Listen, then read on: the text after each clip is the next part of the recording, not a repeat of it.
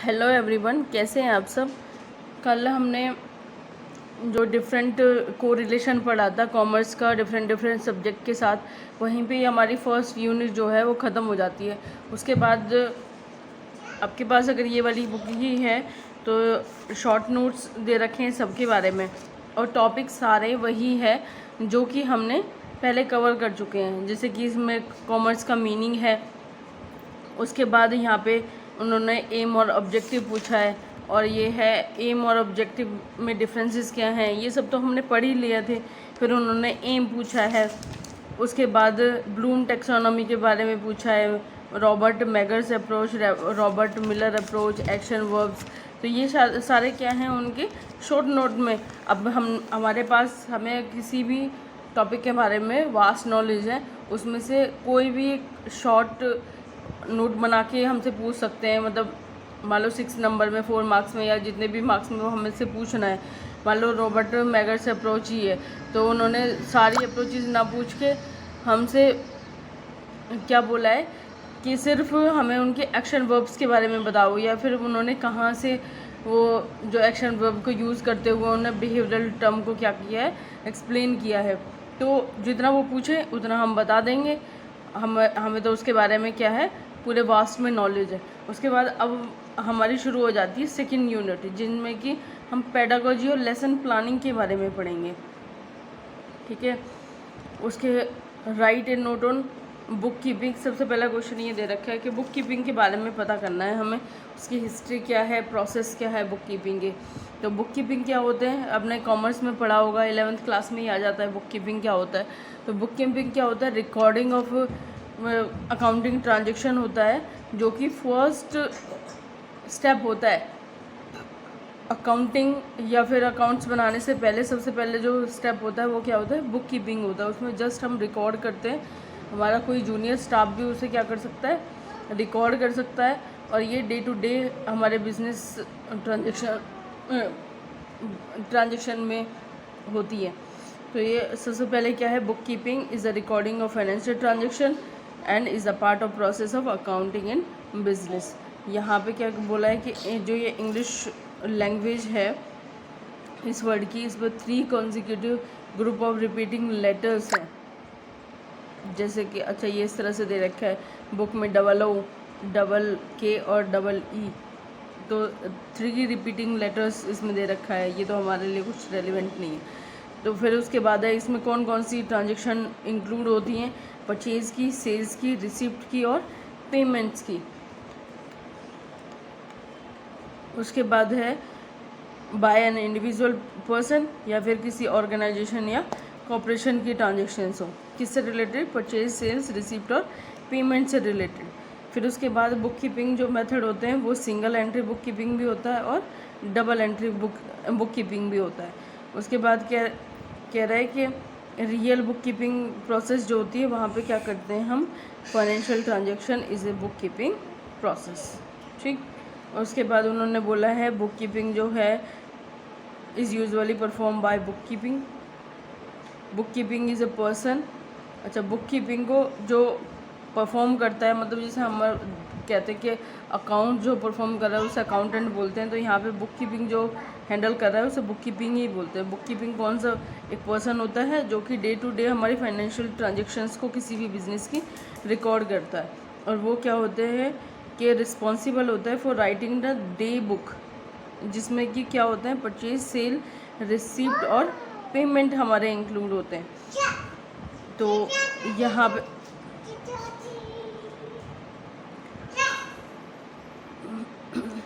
accountant can then create report from information concerning the financial transaction recorded by the bookkeeper। अब bookkeeper ने क्या किया है, जो भी रिकॉर्ड ट्रांजेक्शन किया उससे हम वो डे बुक जो है उसी से हम लेज़र, जर्नल जो भी बनाना चाहेंगे वो सारे बुक्स बना सकते हैं। ठीक है। हिस्ट्री क्या है, तो the origin of book keeping is lost in obscurity, but recent researches would appear to show that some method of bookkeeping account has existed from the remotest time। कुछ टाइम में कुछ रिसर्चर ने ये recently में research किया है कि जो बुक कीपिंग है ये कोई नया कॉन्सेप्ट नहीं है, ये बहुत टाइम पुराना कॉन्सेप्ट है। बॉबी लोनियन ने ये रिकॉर्ड किए थे, इसकी डेट 2600 BC में। तो written with the styluses on small slabs of clay. यहाँ पे ये कहाँ पे लिखी गई थी? छोटी छोटी मिट्टी की जो स्लैब होती हैं उन पे। तो द टर्म वेस्ट बुक, ये उस टाइम पे अमेरिकन ने इसे बुक कीपिंग को क्या बोला था? वेस्ट बुक बोला था। ठीक है, जैसे हमारी सारी मेन कॉपीज़ होती है, अगर स्कूल में हम जाते हैं तो एक होती है रफ़ कॉपी। तो रफ़ कॉपी में सारी कॉपीज़ जितना भी हमारा होमवर्क होता है वो पहले उसमें होता है, या फिर कोई भी रिवीजन करनी है तो वो उसमें होता है। तो यहाँ पे बुक कीपिंग में भी लेजर जर्नल, जिसमें भी ट्रांजेक्शन सेल परचेज में जा रही है, वो कहाँ से जा रही है? बुक कीपिंग में जा रही है। तो इसे एक तरह से वेस्ट बुक बोल दिया है।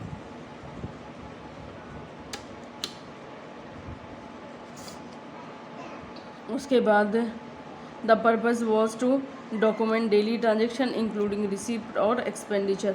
तो यहाँ पे डेली रिसीप्ट जो होती है उन्हें क्या किया जाता है? रिकॉर्ड किया जाता है, जिसमें कि रिसीप्ट और एक्सपेंडिचर भी होती है। इन्हें क्रोनोलॉजिकल ऑर्डर में किया जाता है और ये टेम्परेरी यूज़ के लिए होती है। क्रोनोलॉजिकल यूज़ का मतलब होती है पहले ईयरली बनेंगे, फिर मंथ वाइज बनते हैं और फिर डे वाइज बनते हैं। ठीक है, मतलब ईयर टू ईयर कह सकते हो। ठीक है, और उसमें क्या है? डे टू डे होते जा रहे हैं, फिर 30 डेज़ हो गए, फिर हमारे वो मंथ में कन्वर्ट हो गए हैं, और फिर वो मंथ करते करते वो पूरा ईयर बन जाता है। तो अब है 2021, फिर 2022, 23, इस तरह से वो year by year book keeping बनती रहती है। प्रोसेस क्या है जी? ये फर्स्ट बुक कीपिंग जो है, फर्स्ट प्राइमरी रिकॉर्ड है फाइनेंशियल इफेक्ट का। ये क्या है? डिफरेंस बिटवीन मैनुअल और any electronic accounting system result from formal latency between the recording of financial transaction. हमको सबसे पहले वो मैनुअल वो क्या करते हैं, हम रिकॉर्ड करते हैं, उसके बाद उसे इलेक्ट्रॉनिकली फीड करते हैं अपने कंप्यूटर्स में। तो this delay absent in electronic accounting system due to nearly instantaneous posting into relevant account is an basic characteristic of manual system. ये कुछ भी नहीं है, बस सिर्फ इसी के बारे में दे रखा है कि प्राइमरी ये जो बुक होती हैं, ये कहाँ, cash book, bank book, purchase book, cell book, ये सारी कहाँ से आती हैं? सबसे पहले बुक कीपिंग में रिकॉर्ड होती है, उसके बाद हमारा इन सारी बुक्स में जाती है। यही सारा इसी के बारे में दे रखा है। उसके बाद है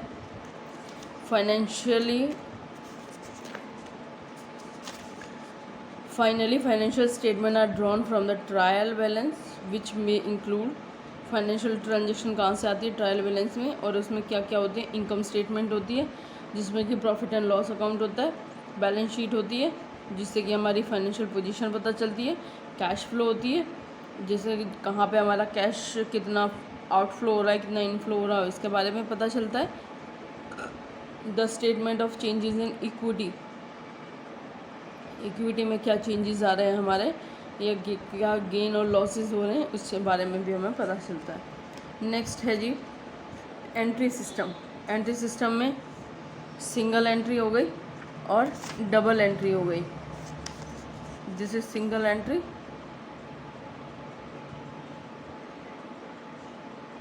and this is double entry. तो एंट्री क्या होती है? Entry system two column book keeping used by business other organisation. Single entry book keeping system और डबल एंट्री बुक सिस्टम में वो करते हैं। तो सिंगल में क्या होता है? ओनली इनकम एंड एक्सपेंसेस आते हैं recorded in the primary in revenue expenses journal. और सिंगल एंट्री में is adequate for small business. ठीक है, पर डबल एंट्री किसके लिए होती है? टू अकाउंटिंग एंट्रीज़ के लिए होती है, और ये लाइबिलिटी, इक्विटी, एक्सपेंसेस और रेवेन्यूज़ वगैरह सब कुछ बताती है। ठीक, उसके बाद सिंगल एंट्री में और थोड़ा सा एक्सप्लेन कर रखा है। ये क्या होती है? Primary keeping record in single entry, ये जैसे cash book which is similarly to the checking account, जैसे ये UK check account, current account registered but allocate the income and expenses to very income और एक्सपेंसेस अकाउंट। इसमें first में अभी हमने पढ़ा सिंगल एंट्री सिस्टम में क्या होता है हमारा, सिर्फ इनकम और एक्सपेंसेस के बारे में होता है। फिर उसे हम क्या करते हैं, अलग अलग बुक्स में एलोकेट कर देते हैं, सेपरेट अकाउंट रिकॉर्ड मेंटेन करते हैं उसके बाद, जैसे कि पेटी कैश, अकाउंट पेबल और and receivable, other relevant transaction such as inventory, travel expenses, वो सारे कहाँ पे आते हैं, सिंगल एंट्री सिस्टम में आते हैं। उसके बाद जी उन्होंने बोला है कि बुक कीपिंग सिस्टम में software to speed up manual calculation. Software का यूज़ क्यों किया जाता है सिंगल एंट्री में, क्योंकि कैलकुलेशन में थोड़ा सा फास्ट हो जाए, बाकी और कोई पर्पज़ नहीं होता। डबल एंट्री सिस्टम में क्या होता है, सेट ऑफ रूल्स होते हैं रिकॉर्डिंग करने के किसी भी फाइनेंशियल इंफॉर्मेशन को, या in financial accounting in which every transaction और event changes at least 2 different nominal ledger account.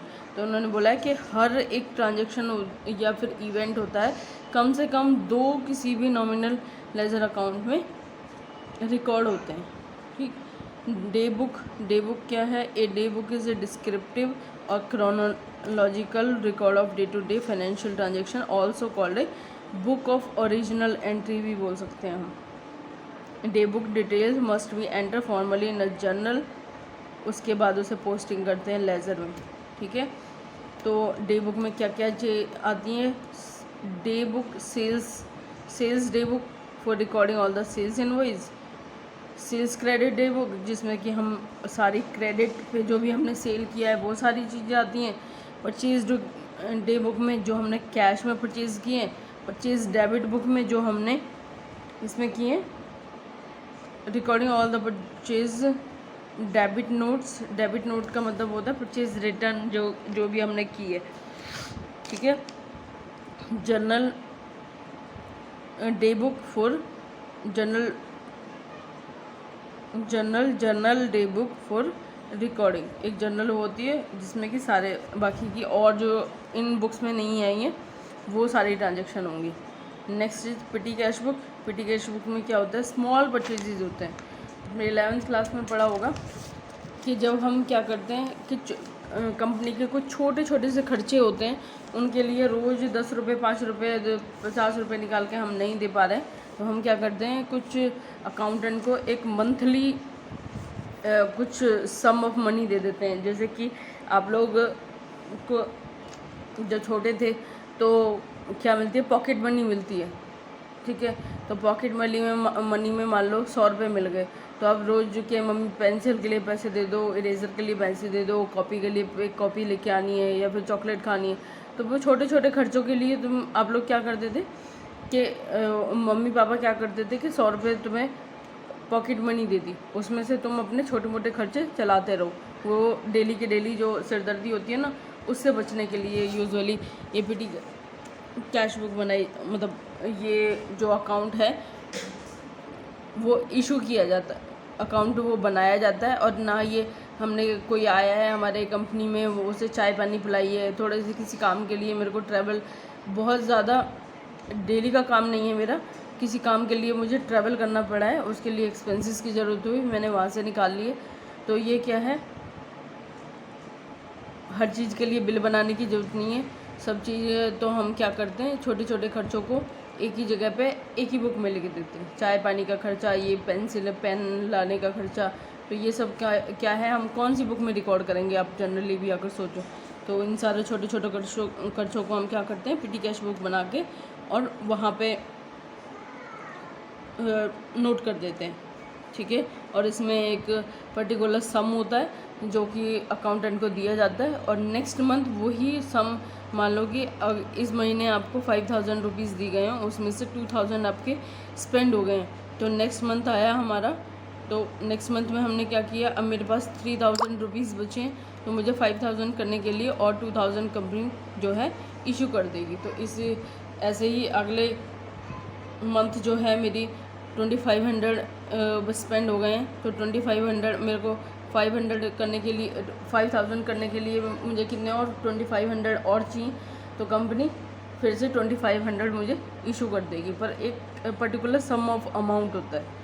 ठीक है। यहाँ पे जी जर्नल्स, तो journal recording in the journal day book, यहाँ पे क्या है, a journal is a formal and chronological record of financial transactions. Journal में क्या करते हैं, बुक कीपिंग के बाद हम क्या है जर्नल में रिकॉर्ड करते हैं सारी ट्रांजेक्शन्स को।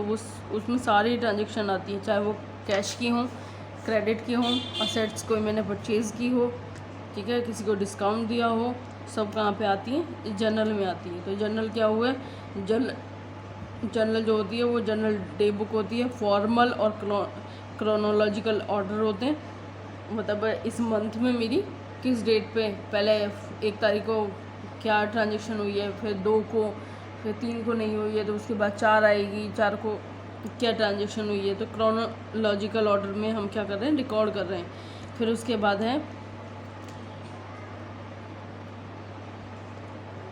ए company can maintain one journal for all the transaction. सारी ट्रांजेक्शन के लिए सिर्फ एक ही जर्नल मेंटेन करते हैं। और keep several journal based on similar activity making transaction easier to summarise and reference later. उन्हें क्या करते हैं, सबको अलग अलग लेज़र में क्या ट्रांसफ़र कर देते हैं। और जैसे कि लेज़र फोलियो हम वो बनाते हैं ना, जब जर्नल का परफॉर्मा बनाते हैं तो उसमें डेट होती है, पर्टिकुलर होता है, उसके बाद लेज़र फोलियो। हम बेसिकली जब हम स्कूल में पढ़ते हैं तो लेज़र फोलियो वाला कॉलम जो है वो खाली छोड़ देते हैं।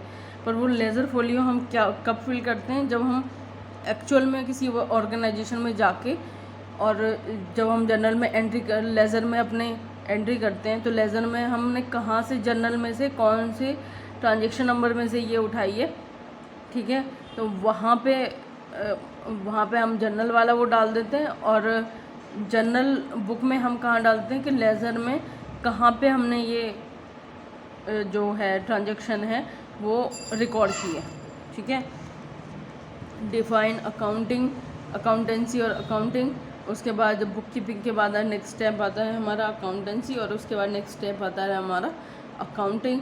तो यहाँ पे अकाउंटिंग क्या है जी, अकाउंटिंग जो है अमेरिकन, उन्होंने बोला है American accountant committee on terminology had define the term accounting as an art of recording, classifying, summarising in a significant manner and in the term of money transaction events which are in part at least of a financial character। तो ये क्या है,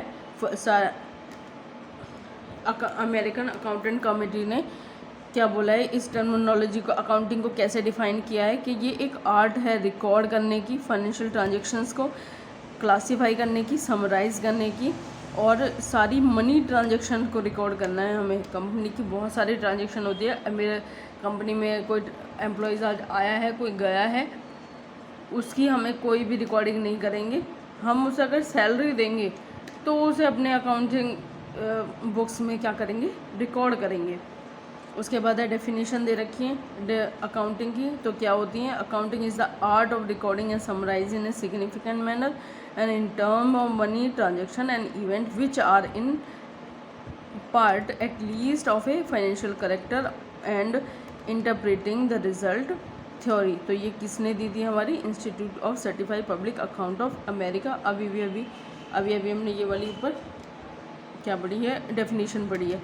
इसकी 2-3 definition और दे रखी है, किसी की भी डेफिनेशन आपको याद हो तो उसको एज इट इज़ याद करने की कोशिश करें, अपने वर्ड्स में उसे एक्सप्लेन ना करें। बाकी की सारा जो भी कोई आंसर है वो आप अपने वर्ड्स में एक्सप्लेन कर सकते हो, पर आपने बोला है कि इसने ये बोला है तो उसे इन्वर्टेड कॉमास में करके, और जैसे उसने बोला है same to same word to word आपको ऐसी ही लिखनी है, ठीक है।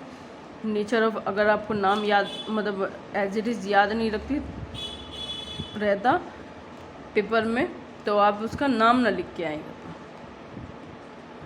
नेचर ऑफ अकाउंटिंग, अकाउंटिंग के नेचर क्या है, कोई भी ट्रांजैक्शन को रिकॉर्ड करना, क्लासीफाई करना, समराइज़ करना, रिकॉर्ड करना सिर्फ टर्म्स ऑफ मनी वाली ट्रांजैक्शंस हमारी, एनालिसिस एंड इंटरप्रिटेशन, उसके बाद एनालिसिस करना और उसके बाद कोई कंक्लूज़न पे पहुंचना, ठीक है।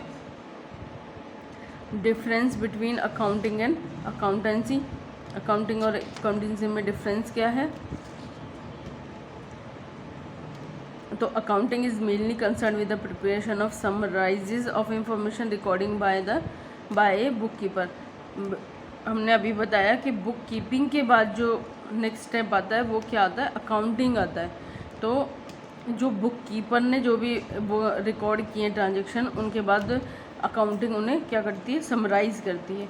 तो it interpret the result of such summarise and provides information to the interested party in the form of financial transaction. उन्हें रिकॉर्ड करके और जो भी उन फाइनेंशियल स्टेटमेंट की इंटरेस्टेड पार्टीज़ हैं उन्हें क्या कर देते हैं, ट्रांसफ़र कर देते हैं, ठीक है, उन्हें प्रोवाइड कर देते हैं। उसके बाद क्या है, उन्होंने बोला है it include summarising of classified transaction in the form of financial transaction. इनके अंदर क्या आता है, प्रॉफिट एंड लॉस अकाउंट आती है और बैलेंस शीट आती है, ठीक। फिर है अकाउंटेंसी। अकाउंटेंसी क्या होता है, systematic knowledge of accounting principle और टेक्निक्स।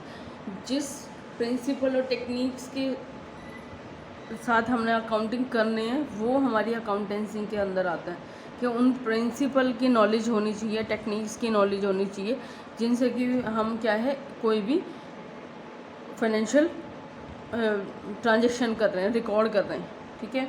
तो ये क्या है, which are applied practising the accounting in the word of Kohler ने क्या बोला है, accountancy refers to the entire body of the theory and practice accounting. Accounting is the art and science of arranging the accounts and record maintained by bookkeeper and preparing statement on the basis and to interpret their effect on business. फिर उसके बाद है process क्या है accounting की। सबसे पहले हमें आइडेंटिफाई करना है बिजनेस ट्रांजेक्शन्स को, कि वो हमने अभी पढ़ा ना कि मनी टर्म्स में जो होती हैं या फिर फाइनेंशियल ट्रांजेक्शन होती है, सिर्फ हम उन्हीं को रिकॉर्ड करते हैं। पहले आइडेंटिफाई करेंगे कि कौन सी गुड्स जो हैं, कौन से ट्रांजेक्शन जो है वो उसके मनी टर्म्स की है, कौन सी नहीं है। और we have express in term of money and document of them are available such as purchase or sale book और cash receipt and payment, salary। तो ये क्या है, बुक कीपिंग से निकालते हैं उन्हें, फिर रिकॉर्ड करते हैं उन ट्रांजेक्शन्स को डिफरेंट सब्सिडरी बुक्स में। उसके बाद उन्हें क्लासीफाई करते हैं, क्लासीफाई मतलब लेज़र में डालते हैं। फिर उनका परचेज़ वाली एंट्री परचेज़ बुक में डालिए, सेल वाली सेल बुक में डालिए, फर्नीचर वाली फर्नीचर में, सेल्स और सैलरी और लेबर वाली उनके लेबर अकाउंट में डाल रहे हैं, सैलरी दे रहे हैं जो। फिर उसके बाद समराइजिंग द बिजनेस ट्रांजेक्शन्स, उन बिजनेस ट्रांजेक्शन को समराइज़ कर रहे हैं कैसे, प्रॉफिट एंड लॉस अकाउंट में डाल के। यहाँ पे हम क्या कर रहे थे, सबकी अलग अलग लेज़र बना रहे थे। उसके बाद यहाँ पे हम समराइज़ करेंगे तो प्रॉफिट एंड लॉस अकाउंट बनाएंगे, हम बनाएंगे final statement, trading account, profit and loss account और बैलेंस शीट, ठीक है। उसके बाद क्या होता है, इंटरप्रेटिंग द ट्रांजेक्शन्स। इंटरप्रेट करने का मतलब क्या हुआ, in accounting the financial accounts are present in such a way as giving complete information about the financial status of a business। तो ये क्या है, फाइनेंशियल उस तरह से रिज़ल्ट निकालेंगे। मान लो हम बैलेंस शीट अगर बना रहे हैं या प्रॉफिट बना रहे हैं, उनसे हमारा क्या रिज़ल्ट निकल के आ रहा है कि इस ईयर हमें हमारे इतने एक्सपेंसेस हुए हैं, इतनी इनकम हुई है। या फिर अगर हम बैलेंस शीट देख रहे हैं तो उसमें हमारी कंपनी की लायबिलिटी ये है और असेट्स इतनी है, इस साल हमने नई इतनी ख़रीदी थी। अगर पिछले साल से हम कंपेयर करके देखें तो, और इस साल हमारी लायबिलिटी इतनी बढ़ गई है या इतनी कम हो गई है। तो ये सारे क्या निकाल रहे हैं, हम इंटरप्रेट कर रहे हैं, कंक्लूज़न निकाल रहे हैं कुछ। ब्रांचेस क्या हैं हमारे अकाउंटिंग या स्कोप क्या है, फाइनेंशियल अकाउंटिंग हमने कॉलेज में पढ़ते हैं, फाइनेंशियल अकाउंटिंग।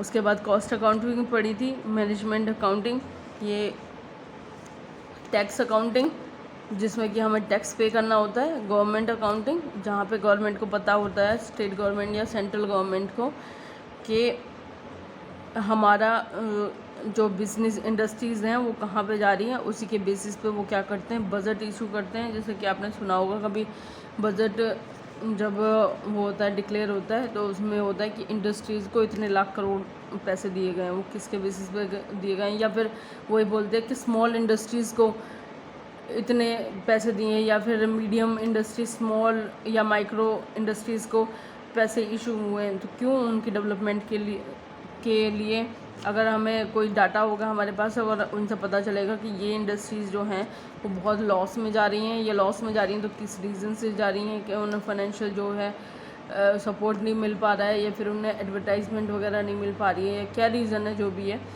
तो उन सबको देखते हुए गवर्नमेंट क्या करती है, बजट इशू करती है उन्हें फिर से अपग्रेड करने के लिए या उन्हें अपलिफ्ट करने के लिए।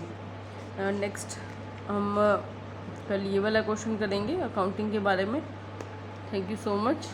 अगर कुछ भी आपको पूछना हो या फिर कोई सजेशन हो, please comment me. If you like the video, please hit the like button and subscribe the channel, share it with your friends. Thank you.